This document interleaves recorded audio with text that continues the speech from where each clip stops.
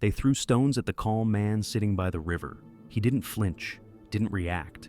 He simply watched the ripples in the water, as if the world had nothing to do with him anymore. Have you ever wondered what it would feel like to walk through chaos untouched, to stand in a storm of noise, anger, judgment, and remain unmoved? To feel nothing? Not because you've become numb, but because you've become free?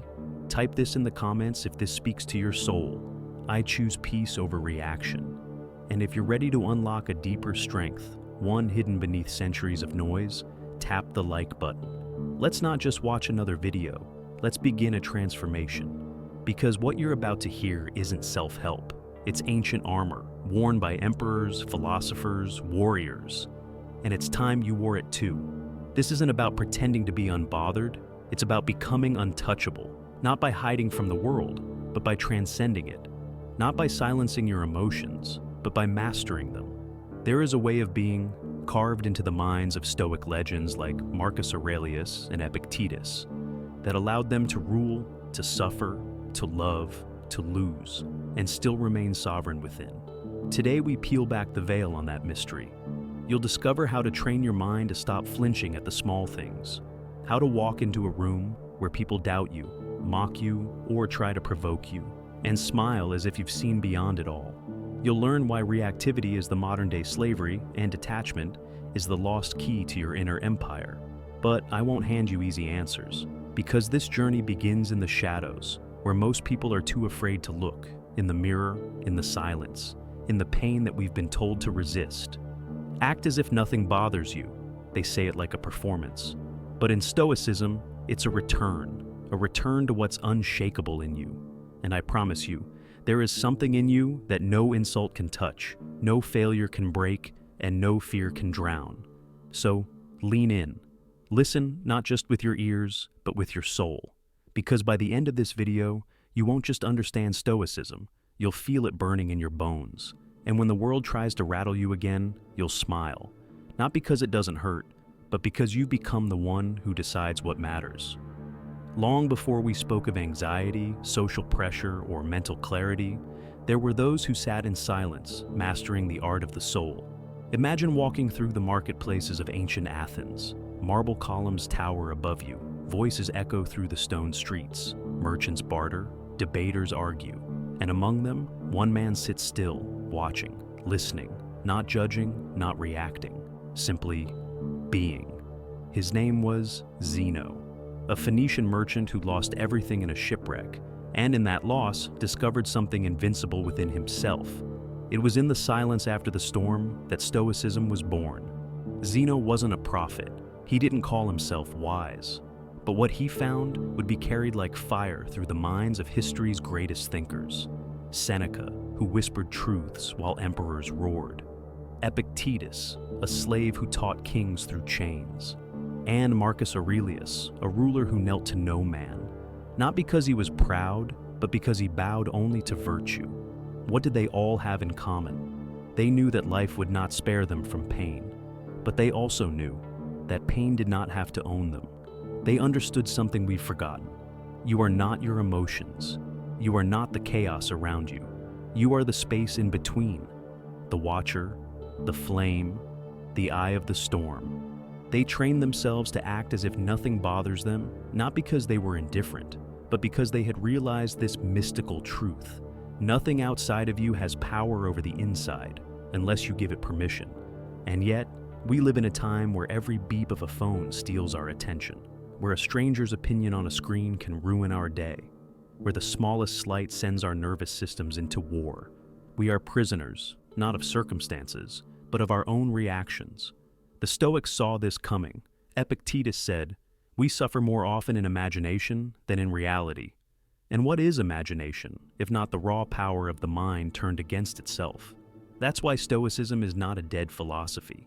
It's a survival code, a lost blueprint, not to escape life, but to become equal to it. They spoke of the logos, the divine order, the silent intelligence behind the universe. Align yourself with it, and no insult can shake you. No chaos can unseat you, because you are no longer living in reaction. You are living in response to something deeper. And here's the secret they pass down in quiet words. He who angers you controls you, but he who remains calm owns himself. That is why Marcus Aurelius, ruler of the most powerful empire in the world, wrote in his journal, not to boast, not to teach others, but to remind himself, you have power over your mind, not outside events. Realize this, and you will find strength. We chase freedom, but the only true freedom is inner command. And it begins the moment you stop chasing control over the world and begin seeking command over yourself. You are not here to flinch at every blow. You are here to remember what your soul is made of, not glass, but stone. So, how do you begin to act as if nothing bothers you? Authentically, not as a mask, but as a reflection of real inner power. It starts with understanding one of the most dangerous illusions we live under. The illusion that we must respond. Someone mocks you. You feel the heat rise in your chest.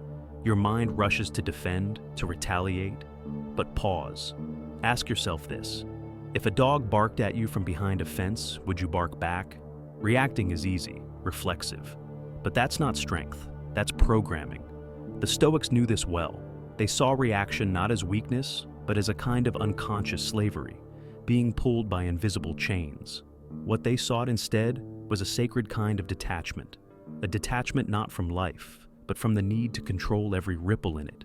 You see, true calm isn't the absence of storms. It's the presence of clarity in the middle of one. Seneca once said, "A wise man is content with himself, not because he has everything he wants, but because nothing owns him. Not praise, not blame, not fortune, not failure. He acts from reason, not impulse, from choice, not compulsion. He knows that everything outside of him, every insult, delay, betrayal, or misunderstanding, is neutral, until his mind labels it otherwise. That's the doorway we begin to walk through today. So how do we train ourselves to act this way? Start with space. The Stoics practiced something called premeditatio malorum, the premeditation of evils. They would visualize the worst things that could happen to them, loss, pain, death, until the fear dissolved, until those events no longer held them hostage. Why?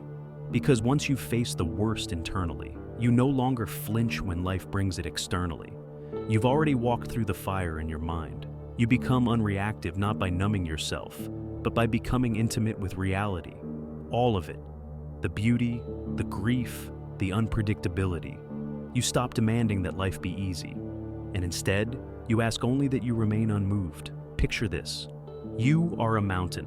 The winds howl, the rain lashes, but the mountain remains.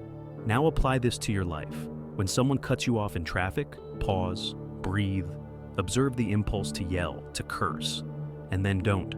Smile even. Not because you're fake, but because you've remembered this doesn't deserve your peace. When you're criticized, observe your ego flare up, begging for validation. And then do nothing. Return to your task. Because you've chosen self-respect over self-defense.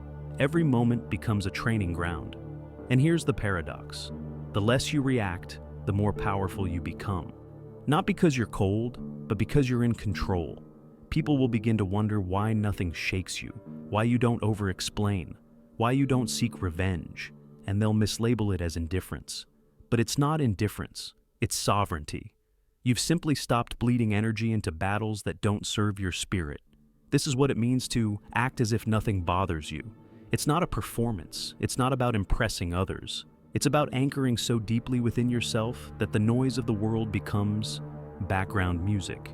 And the beauty of this path is, it doesn't require wealth, talent, or approval. It requires only practice, vigilance, and a sacred refusal to let the outer world govern the inner one. That's the Stoic secret. But let us go deeper, because true Stoic calm isn't just about resisting anger or ignoring insults. It's a profound reorientation of the soul. It's about knowing this one unshakable truth. Nothing outside of your own mind can harm you. To modern ears, that sounds absurd. What about betrayal, injustice, grief? Surely these things hurt. Yes, they touch us. But harm, that is different. Marcus Aurelius wrote, "Choose not to be harmed, and you won't feel harmed. Don't feel harmed, and you haven't been." This is not denial. This is power. The power to separate pain from suffering. Pain, is the cut. Suffering is what we do with it in our minds. And here's the paradox. The less we resist discomfort, the less power it has. When you stop trying to avoid every insult, every awkward moment, every rejection, you become immune to them, because you're no longer owned by your fear of them. The Stoics understood that it's not the thing itself that disturbs you, but your judgment of it. You spill coffee on your shirt before a meeting. The event is neutral, but your mind races. They'll think I'm careless. I'll look like a fool. This always happens to me. And just like that, you've handed your serenity to a stain. But the wise man, he sees the same event and says, this too is part of the day. No flinch, no drama, just presence. Epictetus, born a slave and crippled by his master, taught this with absolute clarity. He said, it's not what happens to you, but how you react to it that matters. So now let's dismantle a few myths. Myth 1. Acting unbothered means you suppress emotion. Stoicism isn't about suppression, it's about sublimation. You don't shove anger down, you transmute it. You take its energy and fuel something higher. Self-discipline, creative action, clarity. Myth 2. Detachment means not caring. Wrong. Detachment means caring deeply, without being destroyed. It means loving someone so fully that you let them be free, without chaining your worth to their choices. It means facing life's chaos while standing firm in your own stillness. Myth 3. Stoics are emotionless. Quite the opposite. Stoics feel everything. They just don't let the feeling become the master. They don't panic at fear. They don't bow to grief. They hold it all, like a chalice, without spilling. Now, here's something you weren't taught in school. This philosophy, this ancient strength, was never meant for dusty scrolls or old statues. It was designed for you, for the modern soul drowning in noise, distraction, comparison. It's your weapon in a world that profits off your reactivity. Every app, every ad, every headline, it's designed to make you feel urgent, angry, inadequate. Why? Because a reactive mind is easy to control, but a stoic mind, that's a rebellion. When you choose not to respond to provocation, not to defend every opinion, not to post every feeling, you step outside the matrix, you become rare, and people feel it. You walk into a room and they sense something in you, something still, something whole. It's not arrogance, it's not aloofness, it's presence, the kind that makes noise uncomfortable around you. Because you are no longer broadcasting your wounds, you are guarding your flame, and yes, people may test you. They may try harder to provoke you when they see you won't bite. Let them. That's their chaos, not yours. The storm may rage outside, but inside, you remain as you are. This is not just philosophy. This is spiritual alchemy. When the world cannot make you flinch, it starts to respect you in silence. Now we turn from theory to transformation. Because it's not enough to understand Stoicism, you must live it. And living it begins with one small but revolutionary choice. You must train yourself to pause. The modern world rushes you, pressures you to respond, to react, to speak before thinking. But in that split second between stimulus and response, that is where your power lives. So, the first practice is this, the sacred pause. When something triggers you, a rude comment, a mistake, a loss, do nothing. Immediately. Take one breath, one moment, and in that breath, ask, does this deserve my peace? You'll be shocked how often the answer is no. That breath is your gateway out of the old self, the reactive self, and into the calm, watchful soul that Stoicism calls you to become. But don't stop there. Practice number 2, the mirror ritual. Each morning, before you look at your phone, before you check the world, look into a mirror and say aloud, I will not be ruled today, not by anger, not by fear, not by other people's noise. I am the guardian of my inner world. Say it until you believe it. Say it until your spine remembers what your soul already knows. You are not a puppet.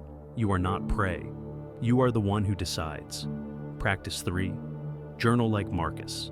Each night, take 5 minutes to write. Not for others, not for performance, but to reflect. Ask yourself, what tried to disturb me today? Did I let it? What would the wiser version of me have done? This isn't just writing, it's a spiritual mirror. It reveals the parts of you still ruled by the outside world and invites you to return home. Now, something more advanced. The Stoics practice something we've almost forgotten in modern life: voluntary discomfort. Why? To remember that comfort is not peace, and discomfort is not the enemy. Take cold showers, skip a meal, walk without your phone, practice silence in conversation. Because the more you learn to be at peace in discomfort, the less the world can use it against you. You become unshakable not by avoiding the storm, but by training in it. Next, build your inner citadel. Marcus Aurelius wrote about this: the idea that inside you is a fortress, a place nothing can penetrate, not insult, not fame, not loss. Each time you resist the urge to react, you lay a brick in that fortress. Each time you let a petty comment pass without response, the walls grow higher. Each time you choose stillness over drama, purpose over ego, discipline over comfort, you step deeper into that citadel. And in time, you'll notice something strange. You're not flinching as often, not explaining yourself to everyone, not disturbed by things you used to obsess over, because you've stopped needing the world to behave a certain way and started living as if you're already free. Finally, a warning: this path is not easy.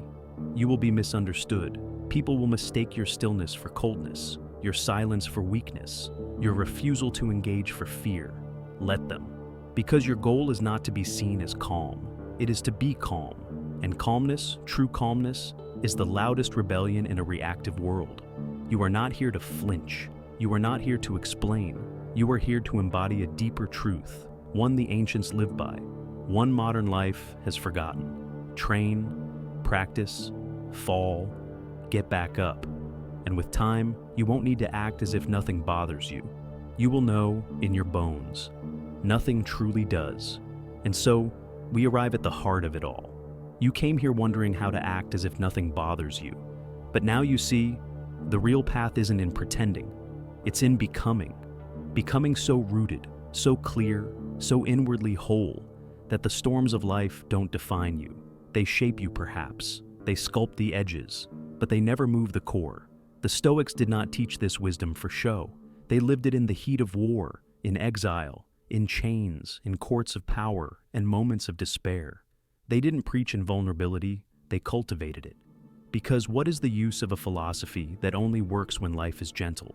Anyone can be calm when nothing challenges them.